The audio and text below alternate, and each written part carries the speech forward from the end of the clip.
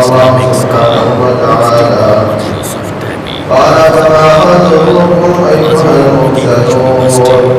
قالوا إنا أرسلنا إلى قوم مجرمين لنرسل عليهم حجارة من طين مسومة عند ربك للمسرفين فأخرجنا من كان فيها من المؤمنين فما وجدنا فيها غير بيت من المسلمين وتركنا فيها آية للذين يخافون العذاب الأليم.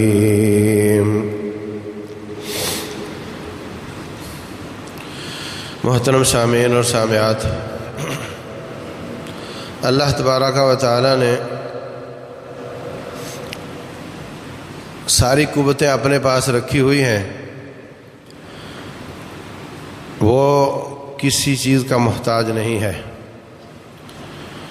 وہ سارے کام اکیلے ہی کر سکتا ہے، لیکن اس نے اپنی حکمت کے تحت چیزوں کو اسباب کے ساتھ جوڑا ہوا ہے.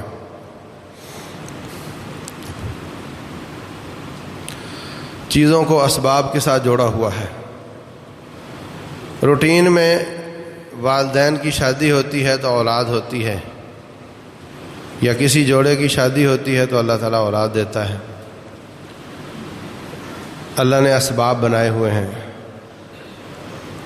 لیکن وہ جب چاہے تو بغیر والدین کے آدم علیہ السلام کو پیدا کر دیتا ہے، بغیر کسی عورت کے حضرت حوا کو پیدا کر دیتا ہے، بغیر کسی مرد کے حضرت عیسیٰ علیہ السلام کو پیدا کر دیتا ہے.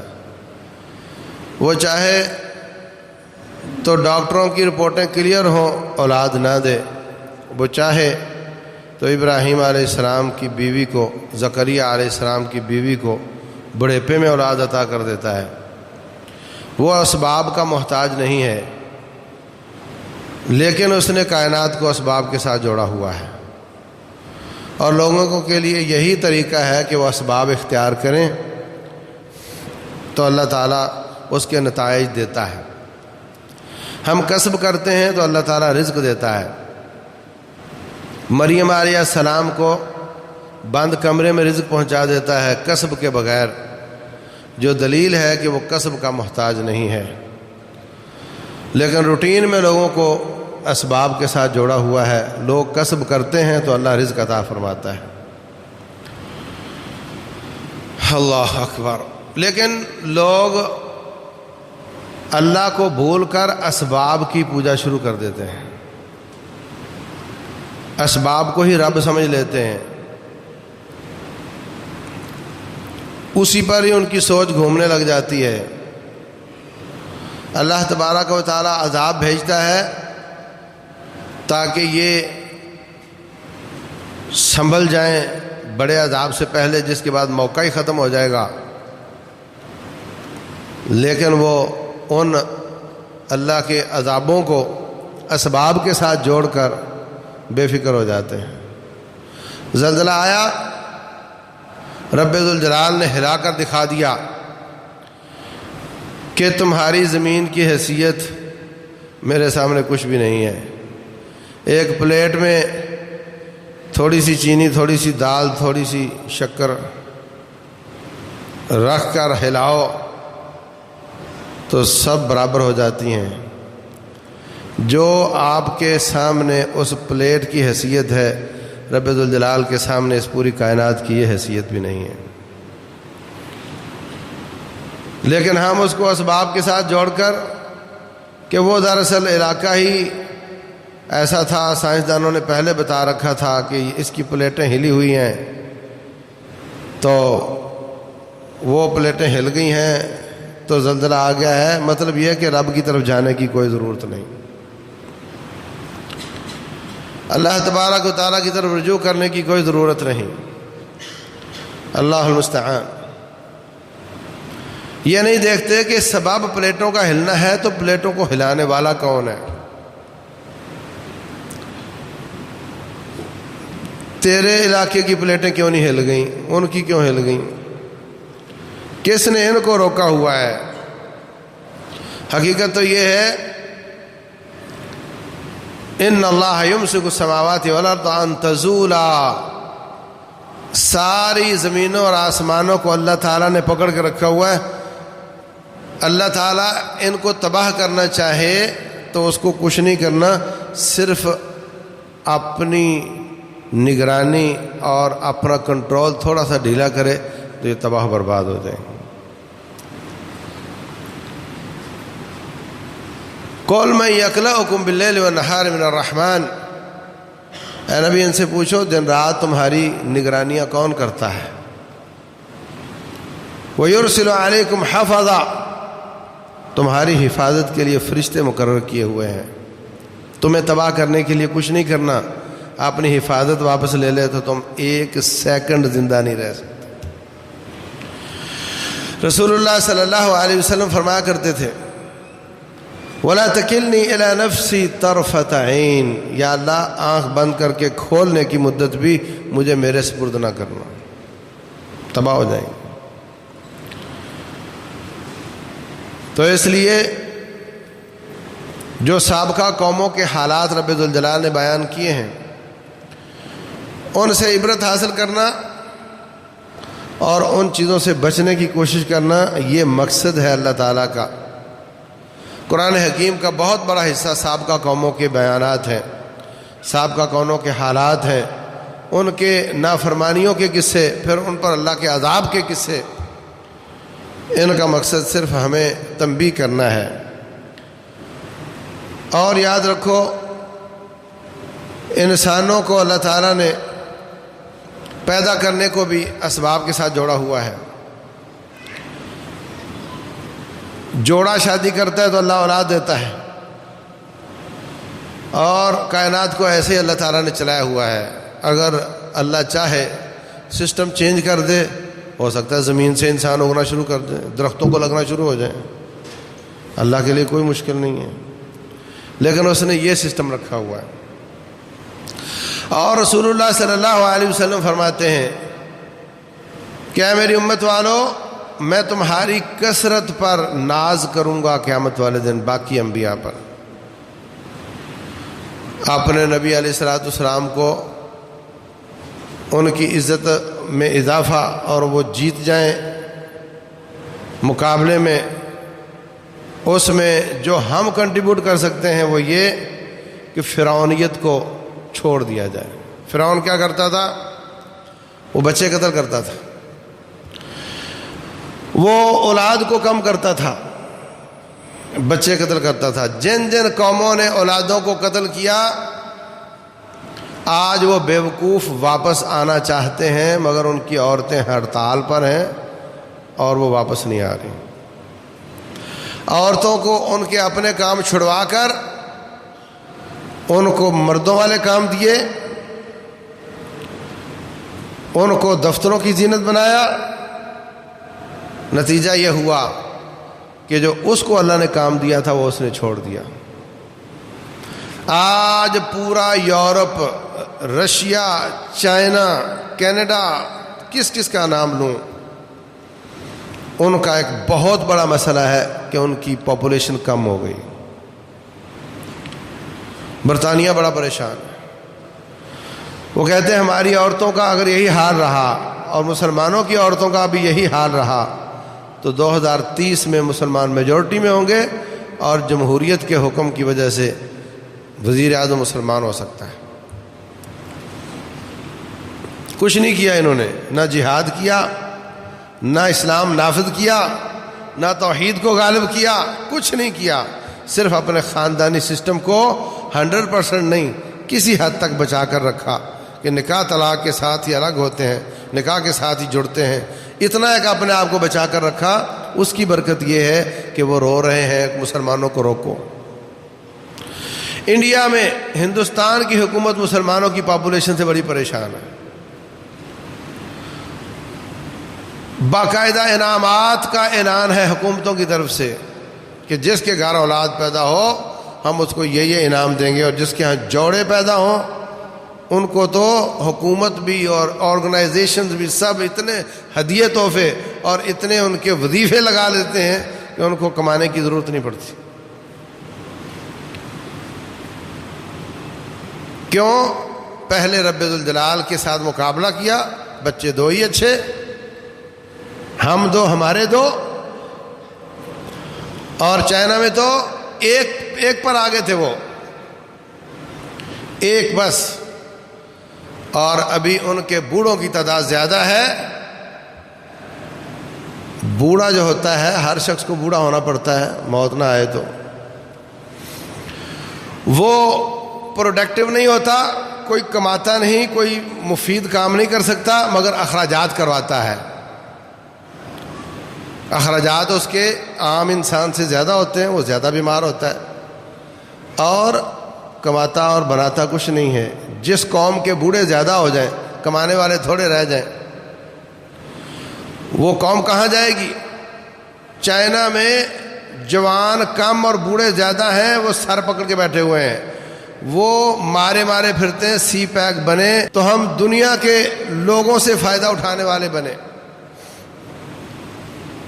ہمارے ہاتھ کا ایک زمانہ تھا، اور آج بھی یہ تصور ہے کہ سب سے سستی چیز چائنا سے ملے گی،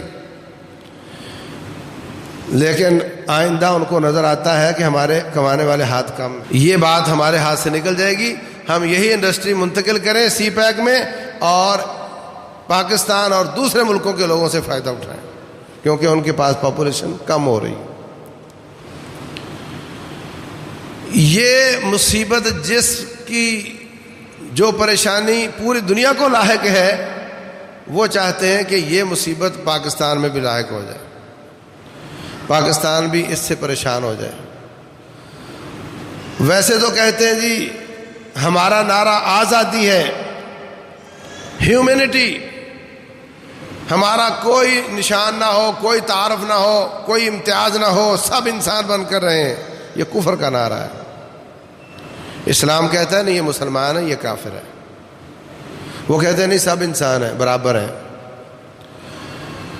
تو جب سب برابر ہیں تو پھر ودوا لو تکفرون کما کفروا فتکونون سواء، وہ چاہتے ہیں جیسے ہم کافر ہوئے تم بھی ہو جاؤ تو برابر ہو جائے، یہ مقصد ہے برابری کا۔ تو وہ مشرف کے زمانے میں بھی، اس سے پہلے بھی پاکستان پر دباؤ ڈال کر پاکستان سے ایسے قوانین پاس کرواتے ہیں جو صریحاً اسلام کے خلاف ہوتے ہیں، اور یہ لوگ اپنے ذاتی مفادات اور اپنی معاشرتی اور معیشت کی مجبوریوں کی وجہ سے ان کی باتیں مانتے ہیں، اور بعد میں اعتراف بھی کرتے ہیں۔ مشرف نے بھی کیا تھا غالباً، وہ حدود آرڈیننس کو جو سبوٹیج کیا، اس نے کہا میں نے دباؤ میں کیا تھا۔ حدود آرڈیننس کے مقابلے میں قانون بنوائے گئے تھے مجھ سے۔ ان کی این جی اوز بظاہر تو آپ کو خیرات بانٹتی نظر آئیں گی، حقیقت میں وہ کیمپنگ کر کے لوگوں کے سروے لے رہے ہوتے ہیں کہ یہاں پہ بدکاری کرنی کتنی مشکل ہے اور اس میں کیا کیا رکاوٹیں ہیں، اور تاکہ اگر کوئی قانون رکاوٹ ہے تو ان پر دباؤ ڈال کر کے وہ قوانین ختم کیے جائیں۔ یہ انہوں نے قانون ختم کروایا ہے کہ پولیس نہیں پوچھ سکتی کہ تم یہ جوڑا بیٹھا ہوا ہے، تمہارا آپس میں نکاح ہے تو ثبوت پیش کرو۔ اب پولیس نہیں پوچھ سکتی، کوئی بھی کہاں بیٹھا ہو، کوئی ان کو نہیں پوچھ سکتا کہ تم آپس میں کیا لگتے ہو، کیوں بیٹھے ہو یہاں پہ۔ یہ سب ایک ایک کر کے اسلام کو تار تار کیا جا رہا ہے اس ملک میں جس کے قانون میں لکھا ہوا ہے کہ پاکستان میں شریعت اسلامیہ کتاب و سنت کے خلاف کوئی قانون نہیں بنے گا۔ کہنے کے لیے تو اسلامی نظریاتی کونسل بنی ہوئی ہے کہ اسلام سے متعلق کوئی قانون ہوگا وہ روک سکتے ہیں، لیکن جب ان پر ان کے رال ٹپکتے ہیں، جب ان کے سامنے ڈالر نظر آتا ہے تو پھر یہ سب کو بائی پاس کر کے اس طرح کی بدماشیاں اور شرارتیں کرتے چلے جاتے ہیں۔ بسا اوقات یہ نیت ہوتی ہے کہ کوئی بات نہیں، ان سے پیسے بھی لے لو، قانون پاس بھی کر دو، پھر نظریاتی کونسل کو بھی ہناشری دے دو، پھر لوگوں کو بھی کھڑا کر دو، دباؤ آئے گا تو ریموو بھی کر دیں گے، تو پیسے بھی حلال ہو جائیں گے۔ جس طرح مولوی عورتوں کو حلالہ کرتے ہیں، یہ اس طرح کافروں کے ڈالروں کا حلالہ کرتے ہیں، یہ ان کے ڈالروں کا حلالہ کرتے ہیں کہ ادھر سے لے کر قانون بھی بنا دو، دباؤ آئے گا تو ختم بھی کر دیں گے۔ تو ہم کہیں گے جناب ہم نے تو پھر پوری کوشش کر لی تھی، پیسے تو ہمارے کھڑے ہو گئے، اب مولوی یہاں کے ایسے ہیں ویسے ہیں، ان کو ختم کرنے کے لیے ہمیں مزید پیسے دو، تو ان کے خلاف بھی اقدام کیے جا سکتے ہیں۔ یہ اندازہ لگائیں، غلامی کی انتہا ہے۔ اسلام نے جتنے حقوق غلاموں کو دیے ہیں، ہمارے لوگوں کو اتنے بھی کافروں نے نہیں دیے ہوئے۔ تو جو بھی شرارت کی جائے گی خاندانی سسٹم کو تباہ کرنے کے لیے، اس کا کم از کم نتیجہ پاپولیشن کی کمی ہوگا، کم از کم۔ بے حیائی بڑھے گی، فحاشی عام ہوگی، بدکاری عام ہوگی، یہ سب باتیں ہیں، نتیجہ الٹیمیٹ رزلٹ کیا ہوگا؟ پاپولیشن کم ہوگی۔ اللہ اکبر۔ اللہ تعالیٰ فرماتے ہیں والذین هم لفروجهم حافظون الا علی ازواجہم او ما ملکت ایمانہم، وہ لوگ جو اپنی شرمگاہوں کی حفاظت کرتے ہیں مگر اپنی بیویاں اور لونڈیوں کے علاوہ سب سے حفاظت کرتے ہیں۔ فمن ابتغى وراء ذلك فاولئک هم العادون، جو ان دو کے علاوہ کوئی تیسرا راستہ اختیار کرے گا وہ زیادتی کرنے والا ہوگا، وہ ظلم کرنے والا ہوگا، اور اس کا نتیجہ پوری قوم پر آئے گا۔ اللہ تبارک و تعالیٰ نے اپنی قدرت کاملہ کے ساتھ وَجَعَلَ مِنْهَا زَوْجَهَا لِيَسْكُنَ إِلَيْهَا، حضرت آدم علیہ السلام سے ان کی بیوی پیدا کی اور فرمایا وَجَعَلَ بَيْنَكُمْ مَوَدَّةً وَرَحْمَةً، بیچ میں محبت اور رحمت پیدا کی۔ یہ فطرت ہے، جب آپ ان کے جوڑے کسی اور طریقے سے جوڑنا شروع کرو گے تو تباہی میں بربادی آئے گی۔ اور رب ذوالجلال والاکرام کو کیا پرواہ ہے کہ کائنات تباہ ہوتی ہے تو ہو جائے، ان کی پاپولیشن کم ہوتی ہے تو ہو جائے، اس کے پاس تو بڑے راستے ہیں۔ لیکن اللہ ہماری حمایت میں بولتا ہے، اللہ ہماری خیر خواہی میں قانون سازی کرتا ہے، اور اتنی شدید سخت سزا دیتا ہے ایسے لوگوں کو کہ ایسی سزا آدم علیہ السلام سے لے کر آج تک کسی کو نہیں دی جتنے ہم جنس پرستوں کو اللہ تعالیٰ نے سزا دی۔ ایسی سزا کسی کو نہیں دی۔ اللہ اکبر۔ اللہ فرماتے ہیں ابراہیم علیہ السلام کے پاس فرشتے آئے، انہوں نے ان کے سامنے بچیا ذبح کر کے بھون کر دیا، انہوں نے کھانا نہیں کھایا۔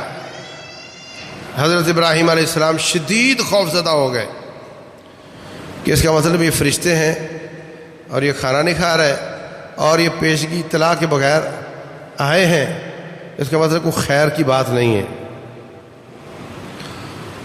قالوا لا تخف، کہنے لگے ڈرو نہیں، ہم فرشتے ہیں اور ہم آپ کی قوم کے لیے نہیں آئے ہیں۔ اچھا تو کس قوم کے لیے آئے ہو؟ ہم آپ کے بھتیجے لوط علیہ السلام کی قوم کو تباہ کرنے کے لیے آئے ہیں۔ حضرت ابراہیم علیہ السلام فلما ذهب عن ابراہیم الروع وجاءته البشرى، کہنے لگے آپ کو ایک بشارت دیتے ہیں کہ آپ کو اللہ تعالیٰ اسحاق علیہ السلام عطا کرے گا، اور اسحاق لا اولاد نہیں ہوں گے، ان کے بھی آگے یعقوب علیہ السلام عطا کرے گا۔ فلما جاءته البشرى فلما ذهب عن ابراہیم الروع وجاءته البشرى، جب ابراہیم علیہ السلام کا خوف جاتا رہا اور الٹی بشارت مل گئی، یجادلنا فی قوم لوط، اللہ فرماتے میرے ساتھ لوط علیہ السلام کی قوم کے بارے میں جھگڑا شروع کر دیا، یا اللہ ان کو بھی معاف کر دے۔ قال ان فیہا لوطا، یا اللہ ان میں میرا بھتیجا ہے، وہ قوم تباہ ہو جائے گی تو میرا بھتیجا بھی مارا جائے گا۔ اللہ فرماتے ہیں نہیں، میں ان کو نجات دوں گا۔ اللہ اکبر۔ یہ فرشتے ادھر سے لوط علیہ السلام کے پاس جاتے ہیں،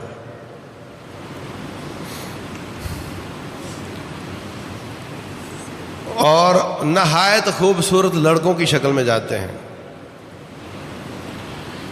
اس قوم کی عادت تھی ہم جنس پرستی۔ نمبر 2، وہ راستہ روکتے تھے، راستہ روک کر لوٹ لینا یا راستہ روک کر گزرنے والوں کو پریشان کرنا۔ اللہ اکبر۔ حضرت لوط علیہ السلام کے پاس خوبصورت لڑکوں کی شکل میں فرشتے آ گئے تو ان کی قوم کے بدماش دم ہلاتے ہوئے آ گئے۔ اب ان کی انتہا پسندی اور ان کی ڈٹائی اور ان کی جرت دیکھو کہ صاف صاف کہنے لگے کہ بندے ہمارے حوالے کر دو۔ لوط علیہ السلام کو معلوم نہیں کہ یہ کون ہے۔ انبیاء کو رب جتنا بتائے ان کو علم ہوتا ہے۔ حضرت ابراہیم کیوں ڈرے؟ پتہ نہیں تھا کون ہے۔ جب پتہ ہوتا کہ یہ فرشتے ہیں تو جانور ذبح کر کے کیوں لاتے؟ انہوں نے بتایا لن یصلوا الیک، یہ آپ تک نہیں پہنچ سکتے، آپ بے فکر ہو، ہم اللہ کے فرشتے ہیں، آپ بے فکر ہو جائیں۔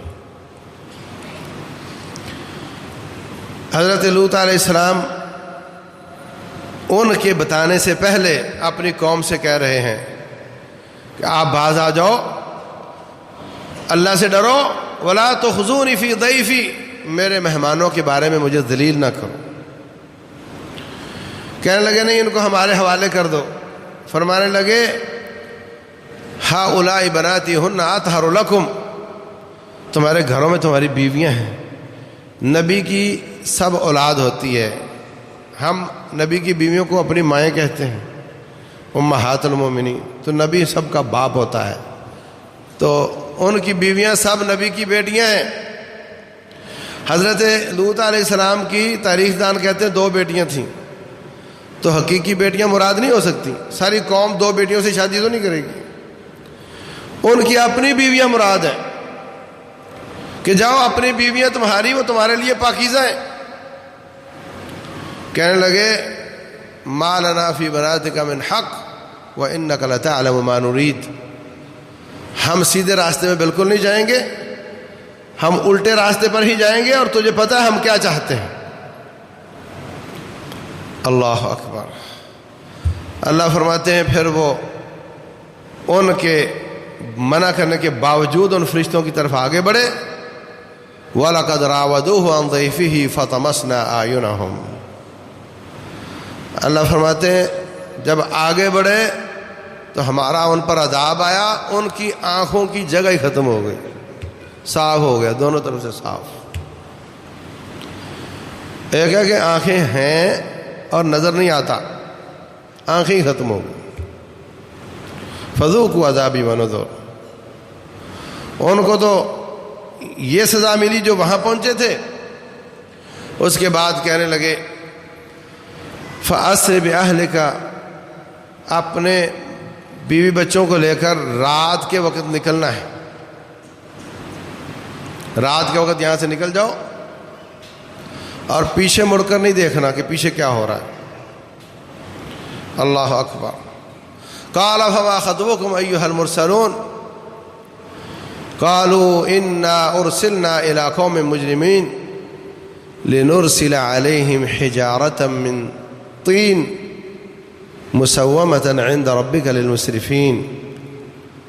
اللہ فرماتے ہیں ہم نے ان کو بچا لیا، رات کے وقت وہ اپنے گھر کو لے کر نکل گئے، اور فما وجدنا فیہا غیر بیت من المسلمین، پوری بستی میں لوط علیہ السلام کے گھر کے علاوہ کوئی مسلمان نہیں تھا۔ وہ اپنے بیوی بچوں کو لے کر نکلے تو کہا بیوی نہیں، یہ ان کی ساتھی ہے، یہ آپ کی ساتھی نہیں ہے۔ تو بعض مفسرین نے لکھا ہے کہ ان کو حکم ہوا کہ بیوی کو لے کر ہی نہیں جانا، رات جب سو رہے ہو سب اپنے بچوں کو لو نکل جاؤ، بیوی کو سوتا ہوا رہنے دو. اور بعد نے لکھا ہے کہ نہیں، سب جائیں گے لیکن کوئی بھی پیچھے نہیں دیکھے گا، اور بیوی پیچھے مڑ کر دیکھ لے گی، اس کو بھی عذاب آ جائے گا. جیسے وہ اپنے گھر سے نکلے ہیں بستی سے، فجعلنا عالیہا سافلہا وامطرنا علیہم حجارہ، اللہ تبارک و تعالیٰ نے فرشتے بھیجے، انہوں نے ان کی بستی کو پوری کو کاٹا، اٹھا کر کے الٹا کر کے پھینک دیا. پوری آدمیت کی تاریخ میں ایسی سزا ہمیں نظر نہیں آتی کہ پوری بستی کو اٹھا کر کے، مطلب باقی قوموں کو عذاب آئے، کسی پر ہوا آئی اور بندے مر گئے اور گھر باقی رہ گئے، کسی پر چیخ آئی، مجرم مر گئے اور باقی ہر چیز اپنی جگہ پہ قائم رہی. لیکن اچھا سیلاب بھی آیا تو گھر ان کے بچ گئے اور بندے مر گئے. لیکن اس بستی کو اللہ تعالیٰ نے ایسے تباہ کیا کہ وہ کاٹا. پہلے اللہ تعالیٰ نے پتھروں کی بارش کی. اللہ اکبر. اللہ فرماتے ہیں مسومۃ عند ربک للمسرفین، کھنگریالی مٹی، کھنگر اینٹ ہوتی ہے نا، اس جیسے پتھر تھے مٹی کے بنے ہوئے، اور ہر ایک پر اللہ نے نشان لگایا تھا کہ یہ فلاں بن فلاں کے لیے ہے، یہ فلاں بن فلاں کے لیے ہے، یہ فلاں بن فلاں کے لیے. لسٹیں بنی ہوئی ہیں باقاعدہ، کون سا پتھر کس بدماش کو تباہ کرے گا، اللہ نے نشان لگا کر بھیجا ہوا ہے، یعنی کوئی بچ نہ سکے. ہر پتھر کا اپنا کام ہے، اس نے اپنا ٹارگٹ تلاش کرنا ہے. مسومۃ عند ربک للمسرفین، اللہ تعالیٰ نے پتھروں کی بارش کی، اور اس کے بعد یا اس سے پہلے وہ ٹکڑا کاٹ کر کے الٹا کر کے اس کو پٹخ دیا. کیا جرم ہے کہ ہم جنس پرست ہیں.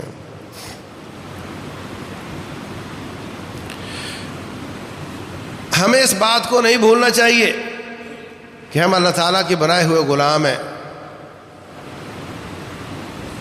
اور یہ قاعدے ضابطے، یہ فطرتیں، یہ سب میرے رب نے بنائی ہوئی ہیں. ہمیں اس بات کو نہیں بھولنا چاہیے کہ ہماری آنکھ، ہمارا ہاتھ، ہماری ناک، ہمارے بازو، ہاتھ، جسم سارا یہ اللہ کی امانت ہے. اگر یہ ہمارا جسم ہمارا ہوتا تو بدکاری جائز ہوتی. اگر ہمارا جسم ہمارا ہوتا تو بدکاری جائز ہوتی. کسی مذہب میں یہ جائز نہیں ہے، آسمانی کسی مذہب میں یہ جائز نہیں ہے، اس لیے کہ ہمارا جسم ہمارا نہیں ہے. اور اللہ نے جو جسم کے حصے دیے ہیں ان کو جس کام کے لیے دیا ہے اسی میں استعمال کرنا، اس سے رب خوش ہوتا ہے. رسول اللہ صلی اللہ علیہ وسلم فرماتے وفی بضع احدکم صدقہ، اللہ تبارک و تعالیٰ اس کو بھی صدقہ قرار دیتا ہے کہ کوئی مرد اپنے گھر والی کے پاس جاتا ہے، اس کو بھی صدقہ قرار دیتا ہے، اس پہ بھی اجر دیتا ہے. کسی نے پوچھا کہ حضرت وہ تو اپنے دل کی بات پوری کرتا ہے، اجر کس چیز کا؟ کہا اگر وہ یہی دل کی بات غلط جگہ پہ پوری کرتا تو گناہ ملتا، تو جب اس نے رب کی بات مانی ہے تو اللہ اس پر اس کو اجر عطا فرماتا ہے. اللہ اکبر. فمن ابتغى وراء ذلك فاولئك هم العادون، جو حلال راستے کے علاوہ کوئی راستہ اختیار کرے گا وہ زیادتی کرنے والا ہوگا. میں کہتا ہوں انسان نہیں پسند کرتا کہ اس کی دی ہوئی کوئی چیز غلط جگہ استعمال ہو. اگر میں کسی غریب کو دیکھوں سردیوں میں ٹھٹر رہا ہو اور اس کو میں اپنی جرسی اتار کے دے دوں ترس کھاتے ہوئے کہ دیکھو یہ بیچارہ سردی سے ٹھٹر رہا ہے، میرے پاس تو ایک اور ہے، میں گھر جا کر کوٹ پہن لوں گا، یہ لے لو جرسی. پھر کبھی اس کے گھر میں گزر ہو اور انہوں نے آپ کی جرسی پہننے کی بجائے وائپر پہ ڈال کے تپڑی بنایا ہوا ہو، غصہ آئے گا کہ نہیں؟ غصہ آئے گا کہ نہیں کہ میں نے آپ کو یہ چیز کس کام کے لیے دی؟ اور آپ نے اس کا کیا استعمال کیا؟ ہمارا سارا جسم رب کا دیا ہوا ہے. جب اس نظر کو غلط جگہ استعمال کرو گے تو اللہ کو غصہ آ سکتا ہے. جب اس زبان کو غلط استعمال کرو گے تو اللہ کو غصہ آ سکتا ہے. جب ان کانوں کو غلط استعمال کرو گے تو اللہ کو غصہ آ سکتا ہے. پورا جسم رب کا ہے، اسی کی اس پر مرضی چلے تو یہ امانت ہے. اور اگر آپ اپنی مرضی چلاؤ گے تو پھر 50 سال ہے کوئی بات نہیں، 50 سال اپنی چلا لو، 50,000 سال، اور اس کے بعد جہنم اور اس کی کال کو اٹھڑی. فرمایا ثم الجحیم صلوہ، آگ میں ڈال دو. ثم فی سلسلۃ ذرعها 70 ذراعا فاسلکوہ، پھر 70 ہاتھ لمبے زنجیر جہنم سے لے کر منہ سے ڈالو، نیچے سے نکال کے اس کو تن کر رکھ دو. اس کو تڑپنے کی بھی اجازت نہیں ہے. تکے کی بوٹیاں جس طرح سیخ پر ہوتی ہیں وہ تصور ہے. قرآن کی آیتیں پڑھ رہا ہوں میں، پہیلیاں نہیں سنا رہا آپ کو. 50 سال رب کی نہیں مانی، ہمیشہ کی قید میں ہے. 50 سال رب کی مانی تو 50,000 سال رب تیری مانے گا، اور اس کے بعد جنت دے گا، پھر ساری تیری کسریں نکال دے گا. وَلَكُمْ فِيهَا مَا تَشْتَهِي أَنفُسُكُمْ، جو چاہو گے ملے گا. وَلَكُمْ فِيهَا مَا تَدَّعُونَ، جو مانگو گے ملے گا. حتیٰ کہ دنیا میں بڑا پیسہ ہے، شکل اچھی نہیں، پیسے لگا لگا کر شکل اچھی کرنے کی کوشش کرتا ہے مگر بات بنتی نہیں. زیادہ چکروں میں پڑ جائے تو کینسر بن جاتا ہے. جنت میں آپ چاہیں کہ میری شکل بدل جائے، جو شکل چاہو گے اللہ تعالیٰ وہی شکل عطا کر دے گا. جیسے چاہو گے جیو گے. 50 سالہ زندگی میں رب کی مان لو، 50,000 سال کی زندگی میں وَهُمْ مِنْ فَزَعٍ يَوْمَئِذٍ آمِنُونَ، اللہ تعالیٰ تمہیں اپنی ہر قسم کی پریشانی سے محفوظ رکھے گا. اللہ المستعان. تو اللہ تبارک و تعالیٰ نے اس قوم کو تباہ کر دیا، برباد کر دیا. آج وہی کھیل پاکستان میں کھیلنے کے لیے ان حکمرانوں کو استعمال کیا جا رہا ہے. ان کو جلد بازی میں لا کر کے ان سے تھوڑے وقت میں زیادہ کام لینا چاہ رہے ہیں. اس گنے کو بار بار دورہ کر کے ڈالتے ہیں تاکہ تھوڑا سی رس بھی نہ رہ جائے. سارے کام ان سے کروا لو. کچھ وہ اپنے کام کر رہے ہیں اپنے آپ کو کیسوں سے نکالنے کے لیے، اور کچھ وہ انٹرنیشنل اسٹیبلشمنٹ کی بات مان رہے ہیں. لوگ تانے دیتے ہیں کہ یہ فوج کے ساتھ ملا ہوا ہے، یہ جماعت ایجنسیوں کی جماعت ہے. او بھائیو، سب ایجنسیوں کی جماعتیں ہی ہیں، بس کچھ اپنی ملک کی ایجنسیوں کی ہیں اور کوئی انٹرنیشنل ایجنسیوں کی ہیں. کسی کے بعد پاکستان کی بات نہیں ہے، پوری دنیا میں یہ حال ہے. کیا امریکہ میں امریکی صدر کی چلتی ہے یا CIA کی چلتی ہے؟ سب ایجنسیوں کی ہوتی ہیں. آپ کے پاس آپشن یہ ہے کہ اپنی مسلمانوں کی ایجنسی کی ماننا چاہتے ہو یا کافروں کی ماننا چاہتے ہو. یہ 2 آپشن ہیں. اور فوج کو بدنام کر کے، ایجنسیوں کو بدنام کر کے گرتے کہاں ہیں جا کر؟ انٹرنیشنل چوڑے عیسائی یہودی ان کی ایجنسیوں کی بات مانتے ہیں. تو میرے عزیز بھائیوں، یہ اللہ تعالیٰ کے عذاب کو دعوت دینے والی بات ہے.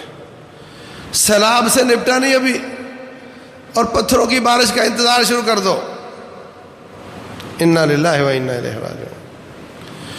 تو اپنی اولادوں کی حفاظت کرو، ان کے موبائلوں کی حفاظت کرو، ان کے میڈیا میں دیکھو کیا کرتے ہیں. یہ اپنے گھروں میں تربیت کرو بچوں کی، ان پر کڑی نگرانی رکھو. اللہ تبارک و تعالیٰ نے آپ سے پوچھنا ہے آپ کی اولاد کے بارے میں. قوا انفسکم واہلیکم نارا، اپنے آپ کو اور اپنے اہل و عیال کو جہنم سے بچاؤ. یہ اللہ تعالیٰ کا واجب ہے. وہ کیا کر رہے ہیں؟ ہم اپنی آواز بلند کر کے رب کے سامنے سچے ہو رہے ہیں، یا اللہ ہمیں یہ کام پسند نہیں، ہم اس کو غلط کہتے ہیں لیکن ہم چینج نہیں کر سکتے. اور اپنی اولادوں کی حفاظت اور ان کی نگرانی یہ تو ہم کر سکتے ہیں. اپنے آپ کو بچاؤ اور ان کو بچاؤ. رب ذوالجلال سے دعائیں کرو اللہ اس ملک کی حفاظت بھی کرے اور اللہ اس ملک کی